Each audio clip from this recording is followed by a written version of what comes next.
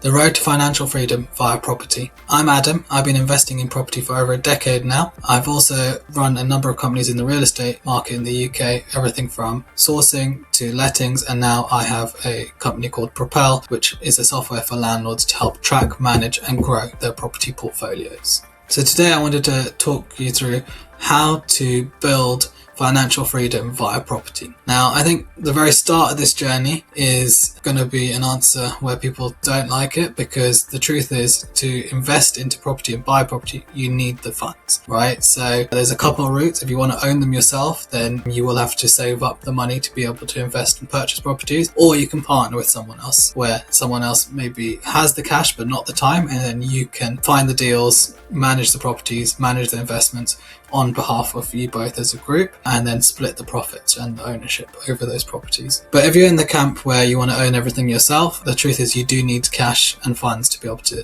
get into property investing. So there's a number of ways you can do this. Obviously, you can work other jobs, but if you want to do it within the route of property, and I think a very good way to start, so it really helps you get your teeth into property investing, is doing deal sourcing. I think deal sourcing or lettings management is probably two of the easiest routes into the market in order to start understanding the market. So let's start with deal sourcing, right? So that is basically finding deals online and packaging them up and then selling those to investors who don't have the time to find those deals, and then helping those investors purchase through help with the legals and the financials, and then find a lettings manager or managing it yourself thereafter. Whilst this can be a complex matter, there's a number of courses online on how to package deals. The main things you want to look for is, what are your clients looking for? Are they looking for capital appreciation, returns? Are they looking for low or high risk? And I think what you really got to start with is what customers you have within your network, ideally, or through outreach on social media, etc.,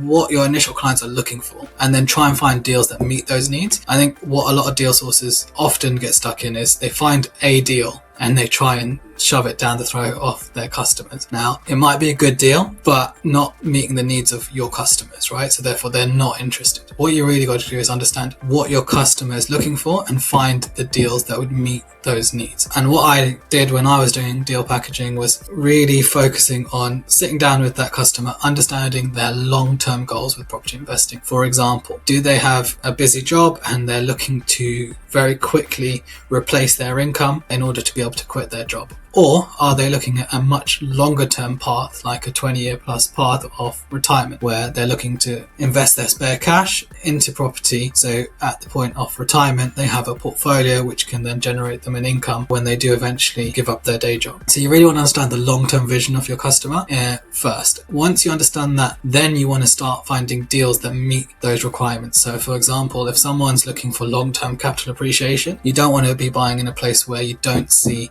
property prices increasing, right? Where in the same manner, if someone's looking to replace their income really quickly, you want to be finding deals which are higher ROI earlier on in order to meet those objectives that they have. A really good thing with deal sourcing is then you typically get paid anywhere between £3,000 to £5,000 per deal you package. And then what it really helps you do is find deals, understand the market in different cities, and then also being able to talk to letting agents in the cities as you go do viewings, as you go find these properties, etc. Then it helps you with your negotiation skills in order to negotiate a good deal for your customers as well. Then once you've found those deals for your customers that meet their needs, and I think this is something that's often missed in the industry, is you want to support your customers, because they're not just looking for you to find a deal. Typically, they are short on time, and what the real value add is just outsourcing as much of their investment as possible. So they don't want you to just find the deal. A lot of customers will want you to help manage that transaction of the purchase. So what I always recommend to people is continue holding your customer's hand, because it will help them and it will also help you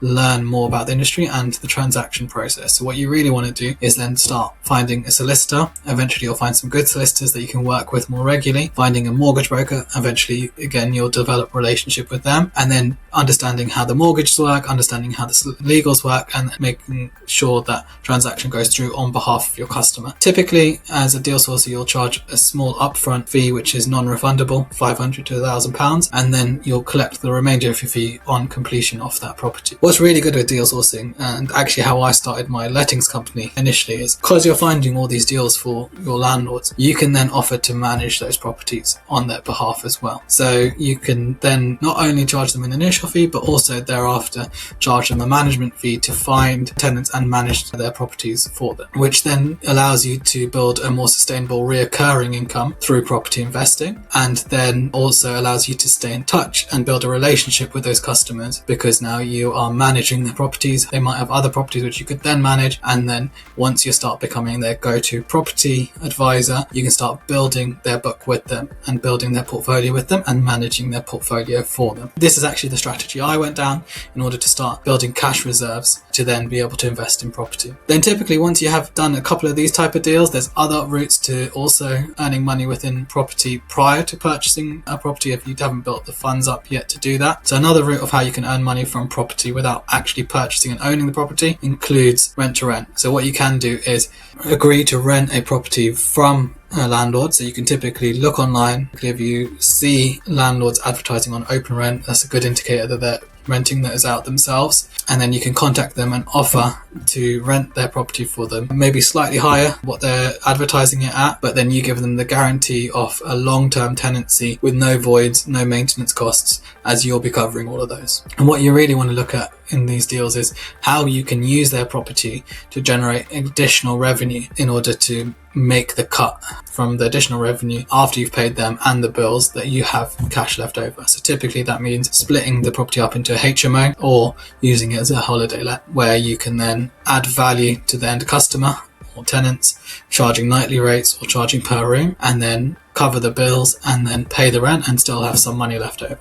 This is a high risk strategy because if it doesn't work out, you still owe the rent to the landlord. And I do think it's a less sustainable long-term strategy because managing those HMOs and holiday lets is a lot more time intensive than managing a typical buy-to-let investment. However, once you've done these techniques within the property sector, whether it's deal sourcing, rent to rent, or even something else, you then will hopefully build up an additional cash reserve, which then you can use to invest in property yourself. So that's where you go from stage 1 to stage 2, where you start looking at deals for yourself. What you really want to look for in order to get the maximum return from your money, especially early on, is deals where you can use something called the BRR technique. So buy, renovate, refinance. What you're doing here is ideally looking for something that's a rundown property that needs a bit of work, that therefore you're getting a discounted price. So for example, you might look on the street where the typical 2-bedroom terraced house will sell for 150 to 170,000, or you see one that needs a lot of work and you'll be able to purchase it for roughly around 100,000 as an example. Then what you want to do is then use contractors or even do some of the work yourself to renovate those. Once you've renovated those, say you spend £20,000 renovating those properties, then you get the property appraised again at say 150 grand and you refinance it at that point as well, which then allows you to pull out the cash up to 75% LTV, pay off your initial mortgage and pull out most of the money that you put into the property and then rent it out and still receive an income every month from that property. I think the BRR technique is really powerful because what it does is it lets you use your initial deposit that you have for a property over and over again, because it's hard to find these deals, but when you do find them, if you can pull out 100% of the money you put in, it's like within 6 to 12 months you can then use that same fund to buy another property, and then you'll also have the reoccurring revenue from your initial property business as well as the first property that you've now rented out and you're paying a mortgage on. You'll be making a margin on that as well. So then over time, this initial fund gets bigger and bigger because the cash reserves you have from your property business as well as from the rental income then can be added to that cash reserve